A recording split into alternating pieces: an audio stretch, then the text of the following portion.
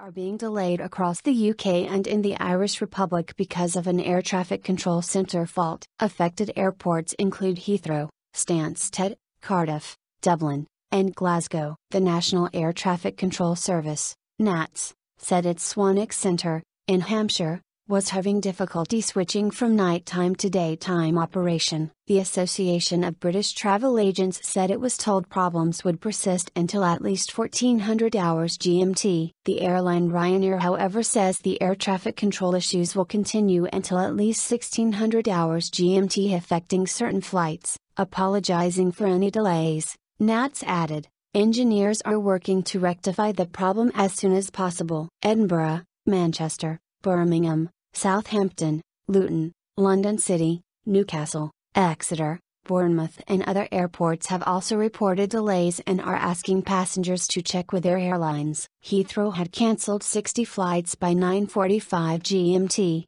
with these evenly split between arrivals and departures. A spokeswoman said, due to a technical issue with air traffic control, flights from many UK airports, including Heathrow, are subject to delay and cancellation. A spokesman for Stansted Airport said all of its flights were delayed for up to 2 hours. Gatwick said 20% of its departures had been delayed, with passengers being warned they may have to wait for a couple of hours. Ryanair has warned there will be significant flight delays and possible cancellations. British Airways said the technical problems had already led to flight cancellations and warned that they will cause delays to some flights. EasyJet advised passengers to check in for flights as normal as the situation can improve, but suggested they refer to the airline's flight tracker page for updates. Travel reporter Simon Calder told BBC Breakfast, "It is a pretty grim start to the weekend for air travellers." He warned that early morning delays could lead to cancellations later in the day. He said there were lots and lots of delays at Stansted,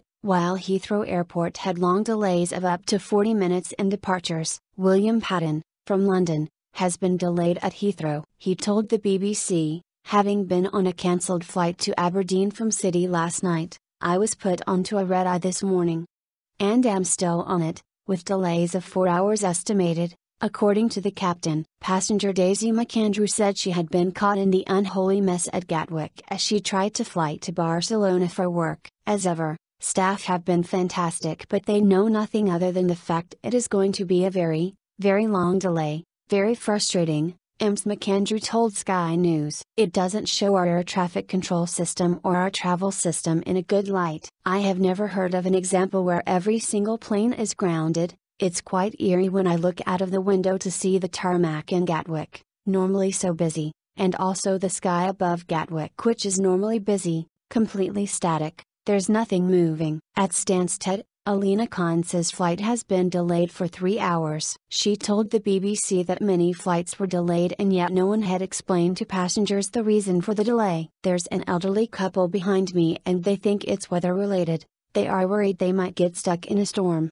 she said. "I'm in the departure lounge where people are quite aggravated. They don't know what the problem is. That's what drives me insane. I'm sitting here on my iPad and I know what the problem is, but no one has said anything." NATS has explained that its Swanwick Control Centre experienced a technical problem in the early hours of Saturday morning. It said in a statement, "At night, when it's quiet, we can combine sectors of airspace. When it gets busy in the daytime, we split the sectors out again. The voice communications system is configured to enable this to happen." It said the glitch on Saturday morning meant it had not been possible to reconfigure the voice communications system to split out the sectors for the daytime traffic in some areas of the UK airspace. NATS added, "Engineers are working to rectify the problem as soon as possible, but this is resulting in some delays. Safety has not been compromised at any time, and we sincerely apologize for any inconvenience being caused to passengers." Independent aviation analyst Chris Yates said, "It's going to be a day of frustrations and the knock-on effects are going to last for the whole day because of the backlog of planes." He said that passengers due to arrive at UK airports from overseas could find themselves diverted elsewhere. "There are contingency plans in place whenever this happens," he said. "Many of the long-haul flights, coming from China, India, the US and so on, Passengers sitting on those planes may find themselves diverted to continental airports, but it's going to be a long wait for them. When the system kicks back in and starts working, there will be a backlog of flights,